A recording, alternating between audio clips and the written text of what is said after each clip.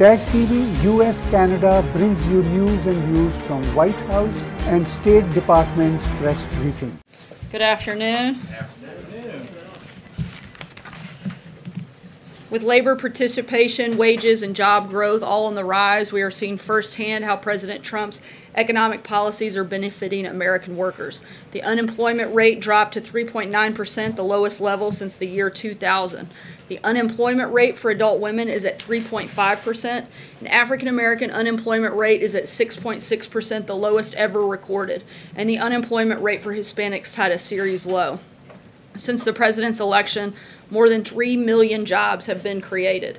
The president's historic tax cuts, deregulation, and pro-growth policies are creating jobs and restoring confidence in America's economy. On another important matter, the White House has been in close contact with state and local officials in Hawaii since the initial earthquake and volcanic eruption. The president continues to monitor the ongoing situation. FEMA and the White House encourage all individuals in potentially affected areas to monitor local radio or TV stations for updated emergency information and follow the instructions of state and local officials.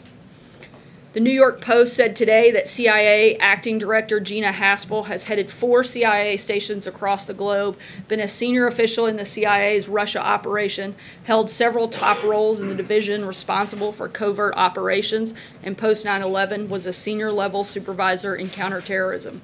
The Post further noted that her integrity and significantly her political impartiality are unchallenged. She deserves quick confirmation without partisan theatrics.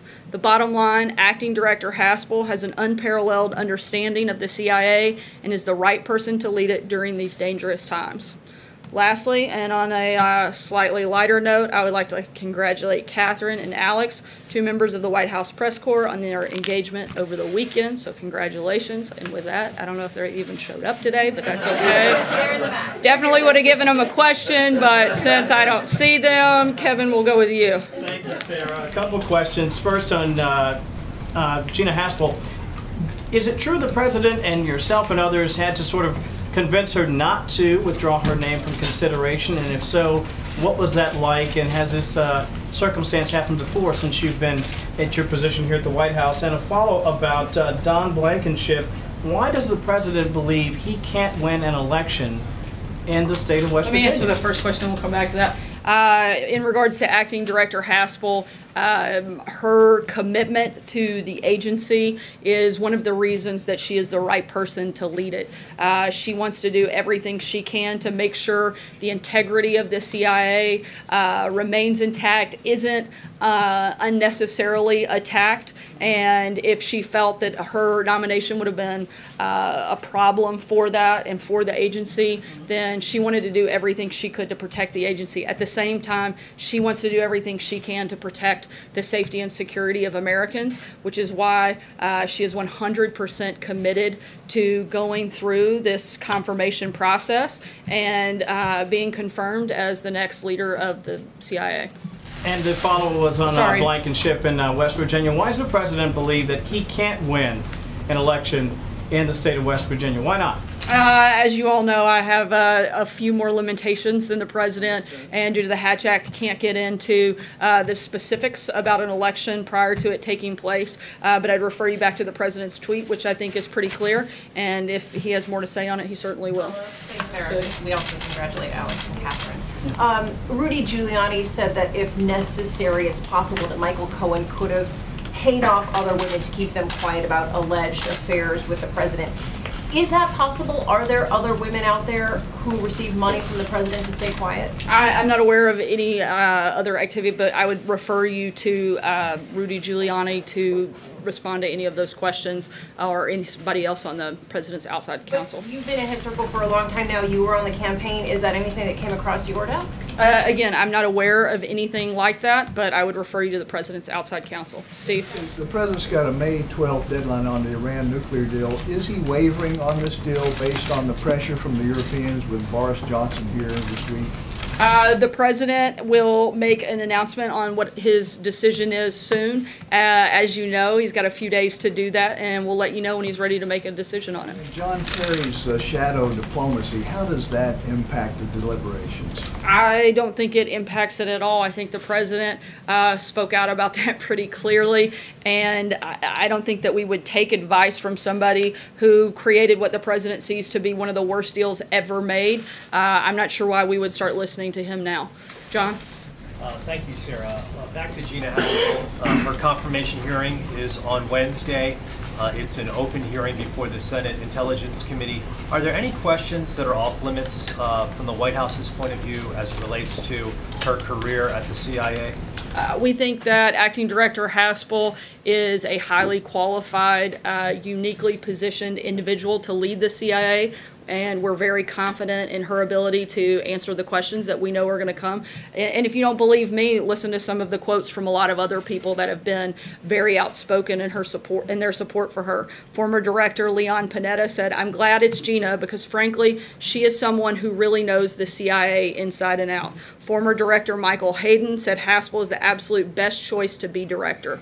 Former Acting Director and Deputy Director Michael Morrell said she is capable, she has integrity, she cares deeply about the mission of the agency, and she cares deeply about the men and women of the agency. And lastly, former Acting Director and Deputy Director John McLaughlin said, "If you were picking a professional officer to head the agency, I can't think of a better person than Gina." We want her to get a fair hearing, a thorough hearing, and we're very confident that not only will all of the members of the Senate see what the rest of us see, and certainly even some of the people that have held that position see, but that Gina is more than qualified to run and lead the agency. So Sarah, if she's asked any questions regarding enhanced interrogation techniques that took place during her tenure at the CIA that Democrats say that she was involved with, she can answer them fully in an open hearing. Is that your position? I'll let her address those questions as they come, but as we've said, we think all of the issues surrounding her record, her experience will be brought up, and we're fully confident in her ability to answer those questions. Steve? Yes, Sarah. President Putin in Moscow was inaugurated today for a new 6-year term.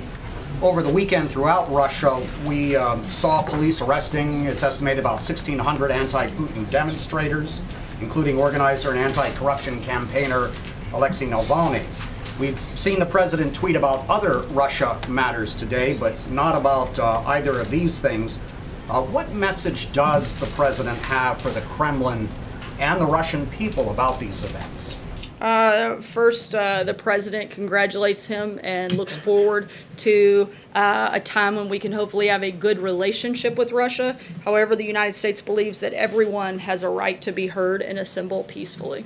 Blake. Sarah, thank you. The president has said in the past that the Russia investigation is an excuse for Democrats losing the 2016 election, but today he appeared to look forward to the 2018 midterms. He tweeted out, quote, "Is this phony witch hunt going to go on even longer so it wrongfully impacts the midterm elections, which is what the Democrats always intended," and he ended that with a question mark.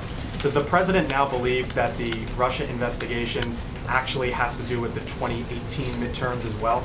I think he thinks that the idea that this narrative continues to be driven, the fact that a year and a half later, after spending most all of your time every single day looking into this and still finding nothing, the fact that we're still talking about it will and has the potential to impact the 2018 election. I think the point he's making is how ridiculous it is that we're still having this conversation and the depths to which this research has gone on and investigation has been conducted and still produced nothing. Is the president pleased with the appearances of Rudy Giuliani over the last few days? I didn't speak with him specifically about his feelings about it, but certainly feels that he's an added member, added value member to his outside special counsel. Francesca. Thank you, Sarah. On that note, Rudy Giuliani said yesterday that the president could plead the fifth if he's subpoenaed by the special counsel. And I want to know why the president would even go that route if he hasn't done anything wrong, as he said repeatedly that there was no collusion and there was no obstruction of justice. That's a question you'd have to ask the outside special counsel. I'm not an attorney, certainly couldn't address that. Okay, Jim? sorry, Sarah. Sorry, I'm going to keep moving just because we're going to get real tight on time here. Jim? In the same vein, does the president believe it is within his executive powers to reject a subpoena from the special counsel's office. That's a question I would refer you to And the if special Can I counsel. follow up on Gina Haspel? I'm going to just keep moving because I did it to your colleague. David? The president, this time around on Iran, Mike Pompeo, Secretary of State, and you've got John Bolton, your National Security Advisor. They've been among the most prominent critics of the Iran deal. I mean, is there any reason to think President Trump won't kill the deal when Saturday rolls around? The president will make that announcement very soon. We'll certainly keep you all posted on it as it happens. Michael? On the EPA, Andrew Wheeler is now confirmed as the second in command of the EPA. Does the president think that he would be able to continue the deregulatory agenda that Mr. Pruitt has been in charge of, were he to remove Mr. Pruitt? And given the sort of cascade of ethical problems, how close is, what's the status of the review that you guys have been saying that you're doing, and is the president closer to removing Mr. Pruitt from office? I don't have any personnel announcements on that front. Certainly, we have confidence in the number two. Otherwise, the president wouldn't have asked him to serve at such a senior level position within the EPA. But I don't have anything further on that front. Justin? I wanted to catch back up with on China after the delegation came back. Presuming that the president's had some sort of briefing on that interaction now, can you tell us his reaction to the talks that happened, if the U.S. plans to talk to China again before the May 22 public comment deadline, and what the sort of next steps are? Sure. The president had a briefing this morning with members of the team that traveled. The president has a great relationship with President Xi, and we are working on something that we think will be great for everybody. China's top economic advisor, the vice premier, will be coming here next week to continue the discussions with the president's economic team, and we'll keep you posted as those discussions are ongoing. Stephen? Sarah, in its front page story this morning, the Washington Post, among many things, reported that there are persistent rumors that Mrs. Trump does not live in this White House and that she lives with her parents somewhere in the suburbs. What do you make of those rumors? I make of the fact that just when you think the Washington Post can't get things any more wrong, they do, and that is an outrageous and ridiculous claim. The First Lady lives here at the White House. We see her regularly, and I think that's something that belongs in tabloid gossip, not on the front pages of the Washington Post, and I hope that they'll do better next time. Peter? Sarah, we're going to hear from the First Lady in a moment. She's going to promote, among other things, good behavior among children. Part of this effort has to do with cyberbullying right now. Does the president accept any responsibility for American skepticism that the First Lady from the White House would be speaking out against cyberbullying?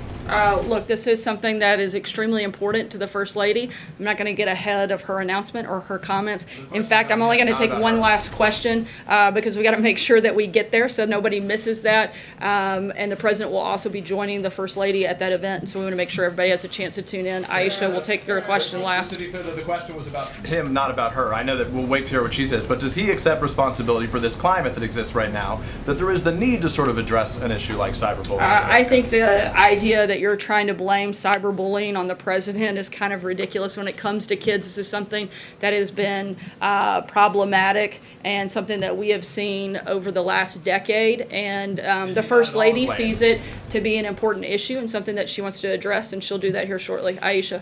Thanks, Sarah. There have been some reports that an Israeli intelligence firm was hired to kind of dig up dirt on former Obama administration officials regarding the Iran nuclear deal. Does the White House have any knowledge of that, or the idea that any Trump aides were involved in hiring this intelligence firm? I'm not aware of anything on that front. If something comes up, we'll let you guys know. Thanks so much. We hope you'll join us here in the Rose Garden with the First Lady and the President rolling out her initiatives. Thanks, guys. TAG TV US Canada brings you news and views from White House and State Department's press briefing.